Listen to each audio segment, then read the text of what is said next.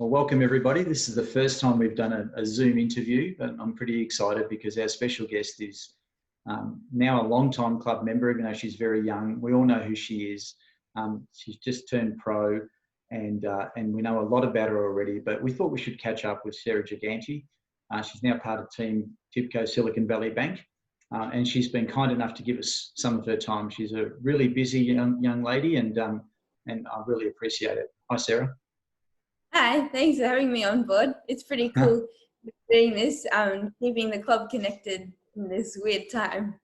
It certainly is a weird time, and you know, you'd be going through a whole another level of weirdness, let's put it that way. I mean, you're still studying, you've just joined a new team, and suddenly that's all changed. I mean, you continue to study and you continue being in a team, but what's it like at the moment? You know, after having spent some time together, now it's kind of all changed. How have you stayed connected with the team? Yeah, it's certainly not the year I was imagining as a neo pro. I'm really lucky that I had a great experience in the Australian summer. My team came across to Australia and we raced a few tours together. And then I also got to go to Belgium. So at least I got to race. Some of my teammates haven't even raced together yet at all. But we've been staying connected online. We are so lucky. We have so much technology available to us. For example, tonight I'm going to be doing the last stage 5 of the Zwift Tour for All. It starts at 10 p.m.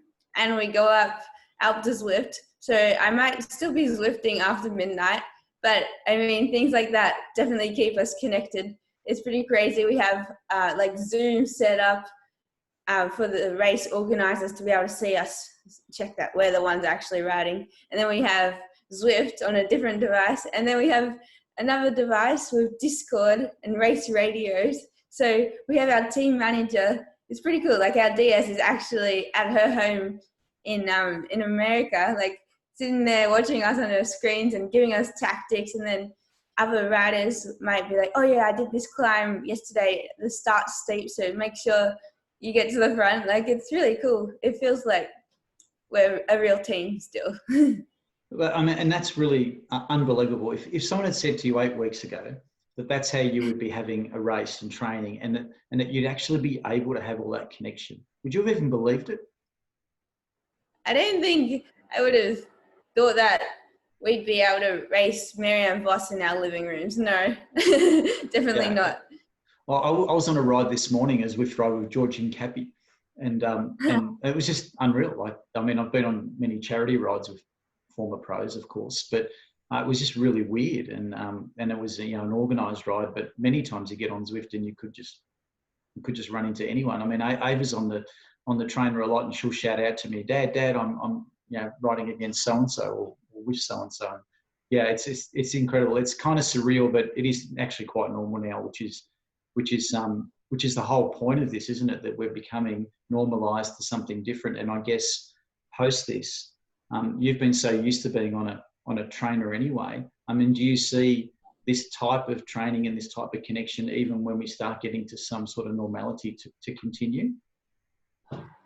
Yes, in some ways I feel like people will be keen to, once it's safe to do so and allowed, I feel like people will want to race again and will want to ride in groups outside, go exploring, do some longer rides that they haven't been doing, just because I feel like you miss things when you can't do them. Like, maybe you always grumble to yourself when you have to get up at 5 a.m. to do a bungee in the cold and wet in the winter. But then when you can't do it, then you suddenly realize how much you love doing it. So part of that, I feel like people will want to get off the ergo for a little bit. But then again, there are so many positives that we can take out of this time that I feel like a lot of it will continue. So even like the Brunswick catch-ups, they're really cool to see. I have 6 different Zwift commitments this week, so I've been a bit busy on the ergo front, but I'm trying to get along to a few. And it's just like super cool to see how connected the world can be and how connected we as a cycling community can stay. Yeah, we're to be honest, on those rides, we've loved it. They've been a roaring success, and not just for our own members. We have members from all other clubs joining, and now we're joining in there. So, I join a Port Fairy ride on Saturdays, and LACC in Sydney do a ride, and you try and join that. And so we're all creating these meetups that are at the same destination so that we can go over our 100 allocation of people you can invite. It's great. And I actually think that we'll continue doing them when things do go back to normal, because what I realised was that there are people who perhaps can't get out with you, who love the connection. And we may have ignored that in the past, just, thought, oh, someone couldn't make it, but didn't think that maybe they're recovering from injury or just simply can't get out at that time. So I think we'll continue it. Hey, we don't have a lot of time because I want to keep these brief. I could talk to you for ages, but I know that you're busy too.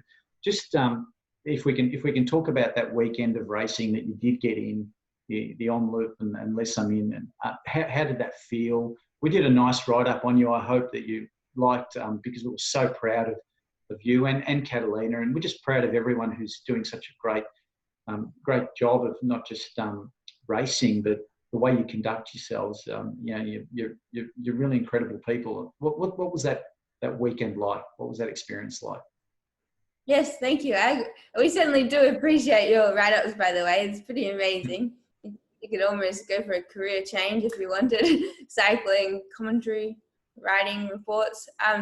It was just amazing to be able to line up on the start line with so many amazing riders at one of the biggest races in the world. That first race, there were just spectators everywhere. Oh, we have another special guest. I love that about Zoom. It's great.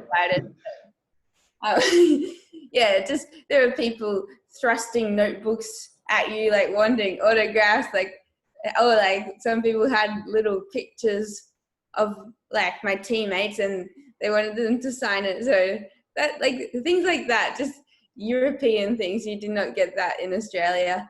And then to be able to do it with Catalina, that was just incredible. Like, who would have guessed that 3 years ago when we would just like go out to Mount Pleasant together or like do the Eildon Junior Tour together, and then suddenly we're like on the world stage, and then we knew we had quite a few people watching from home in the middle of the night. Like, that support was so cool.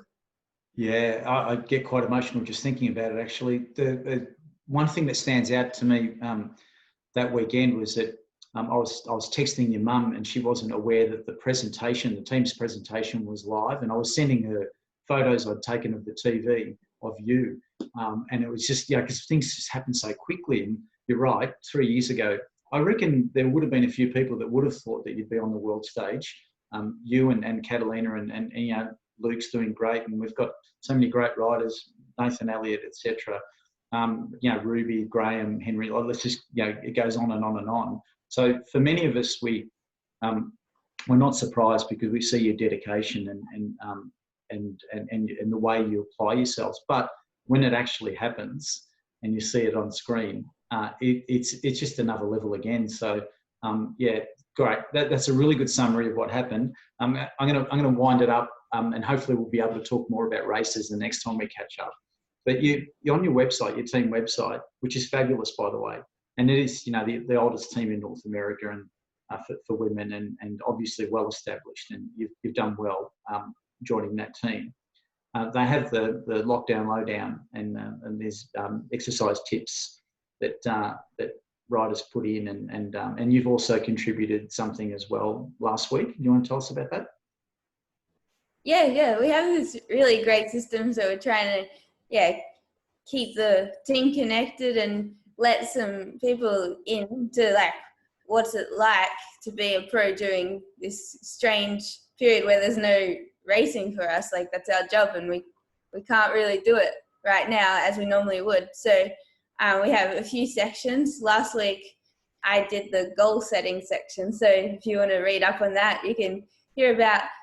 It's mainly how in the past I've just focused on having rather lofty goals. I guess I really like challenges, so I'd like to set goals that are just like so big and hard that they're kind of daunting, and I like that daunting element. That's what makes me push myself day in, day out.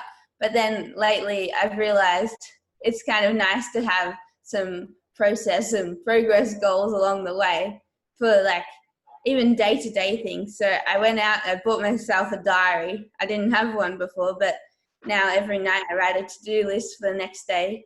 So little things like that, rather than just focusing on the long term or where you want to be in, I don't know, in a few years even, or even 6 months away. Like, it's hard right now.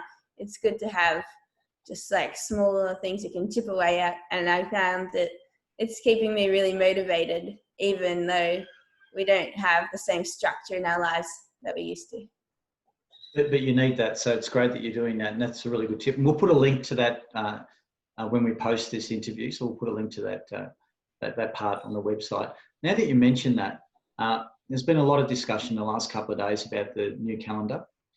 And some people say it's quite optimistic and ambitious. And I must admit, I feel that way too. But writers have been saying that at least there's something to aim at and some milestones to try and reach. Do you agree? Yeah, I do think it's ambitious as well. I don't know how all the travel bans will go for us as well, especially being so far away from Europe.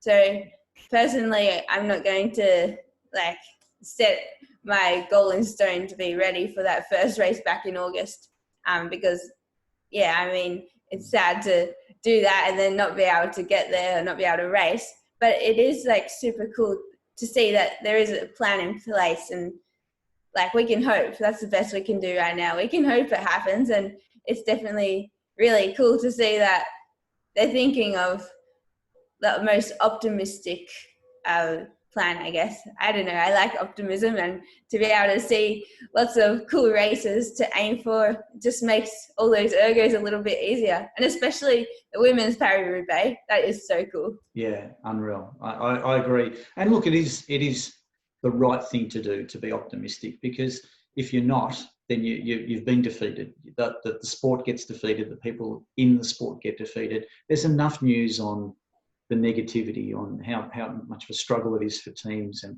how challenging it is for riders. We have to be optimistic. And you, Sarah, are always optimistic, and you've been a real inspiration to so many people already. And it's been so cool chatting. I'd love to talk about school and all those other things. I mean, you continue to study.